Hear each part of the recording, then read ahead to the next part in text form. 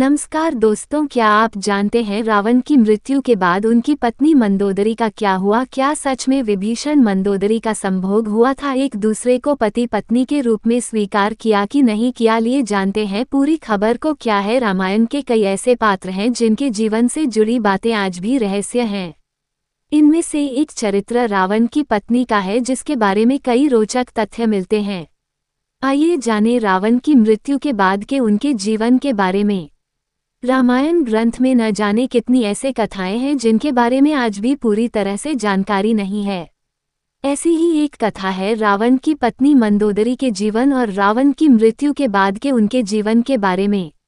उन्हें रामायण काल की सबसे सुंदर पंचकन्याओं के रूप में जाना जाता है और मान्यता है कि उनके नाम से कई बाधाएं दूर होती हैं।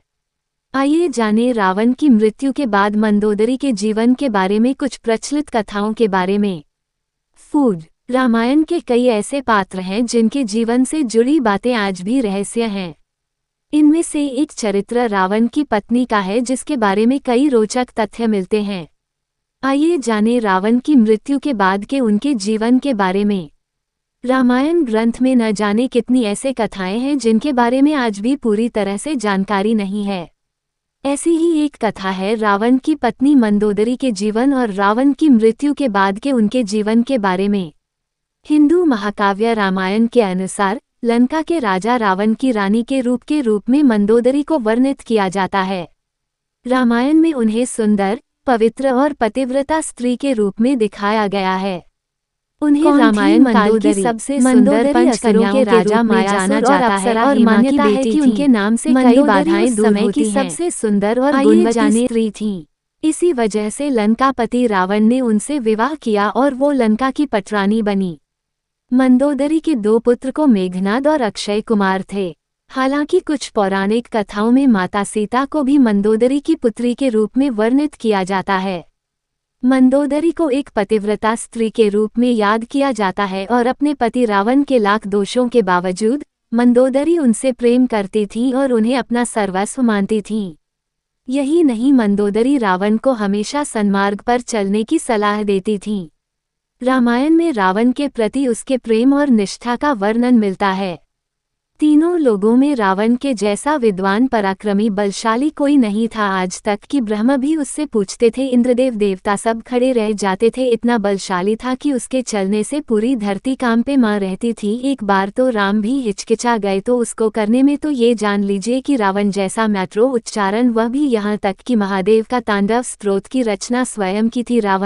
रावण को आज भी गुरु मानते हैं। बहुत से लोग रावण की पूजा भी करते हैं। रावण की जो संतानें बची थी थोड़ी बहुत और रावण को मानती है, तथा कि सबसे ज्यादा वहां भगवान शिव की पूजा होती है, फिर रावण की करते हैं, फिर अपने कुल देवता के करते हैं। नदी की रावण आज भी जिंदा है। उसको अमृता का वरदान मिला था किंतु नाभि में अमृत नहीं गया था, इस कारण उसकी मृत्यु हो गई। परंतु एक रूप से आज भी रावण जिंदा है। अपने कालांतर में हुए भगवान शिव का सबसे बड़ा भक्त था। त्रेता युग में रावण के समान भगवान शिव का कोई दोस्त, तीसरा व्यक्ति, भक्त नहीं था रावण के जैसा। रावण एक ऐसा महाजनी पर आक्रमण था। उन्होंने कई स्रोतों का, कई वेदों पुराणों की रचना भी की है। मटकी जो मंत्र है, इंद्रजाल है, जो रावण ने सब किया था। भगवान शिव को अपना गुरु मानता था और उनकी पूजा करता था। इतना परम भक्त था कि यहाँ तक कि ब्रह्मा ओम महेश भी उनके बस में थे। और यदि भगवान शिव चले जाते लंका तो लंका से स्वर्ग की सीढ़ियां बनाना पड़ता है भगवान शंकर के। इसलिए बीच में भगवान विष्णु ने देव धारण करके चल किया और भगवान शिव को वहीं स्थापित किया, जिस कारण बैजनाथ धाम पड़ गया।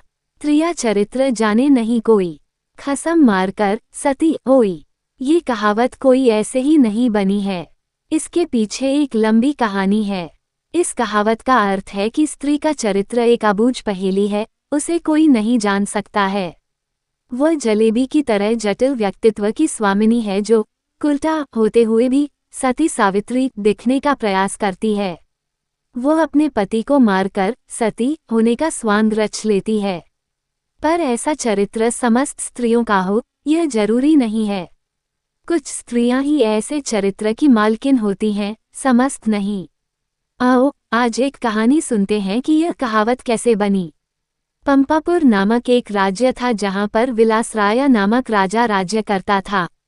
राजा का जैसा नाम वैसे ही उसके गुण थे, अर्थात वह एक विलासी राजा था। पूरे राज्य में स्वच्छंदता का बोलबाला था। न केवल पुरुषों अपितु स्त्रियों का भी हद दर्जे तक चारित्रिक पतन हो गया था। विवाहेतर संबंध कायम करना एक आम बात थी उस राज्य में। उस राज्य में सुधर्मा नामक एक लकड़हारा रहता था। उसकी पत्नी का नाम सुलक्षणा था। सुधर्मा सुबह सुबह लकड़ी काटने वन में चला जाया करता था और देर शाम तक वापस लौटता था। दिन भर घर में सुलक्षणा अकेली रहती थी और बोर होती थी। सुलक्षणा अतीव सुंदर स्त्री थी और आत्ममुग्धा नायिका की तरह अपने रूप यौवन को आईने में देख देखकर हर्षित होती रहती थी। शाम को सुधर्मा थका हारा आता था और खाना खाकर जल्दी ही सो जाया करता था। सुलक्षणा घर का काम निपटाकर और सज संवर कर जब तक सेज पर आती थी तब तक सुधर्मा खर्राटों की दुनिया में सैर करने चला जाता था। बेचारी सुलक्षणा मन मसोस कर सेज पर तड़पती रह जाती थी। उसका अतृप्त यौवन खून के आंसू रोने लगता था। घर गृहस्थी का सारा सामान सुलक्षणा ही लाती थी। एक दिन सेठ कहीं गया हुआ था और उसकी दुकान पर उसका नौजवान पुत्र चिंतामणि बैठा था। वह सुंदर तथा बलिष्ठ था। सुलक्षणा उसकी जवानी पर फिदा हो गई। सेठ के बेटे चिंतामणि ने भी सुलक्षणा जैसी सुंदर और सुडौल स्त्री पहली बार देखी थी, इसलिए वह भी सुलक्षणा की ओर आकर्षित हो गया। दो जवां प्यासे दिल मिल गए तो अब बदन मिलना भी आवश्यक हो गया था। चिंतामणि ने एक मिलन स्थल भी खोज लिया था। सुलक्षणा रोजाना सुधर्मा के सो जाने पर चिंतामणि से मिलने जाने लगी और वह सुबह होने से पहले वापस आ जाती थी।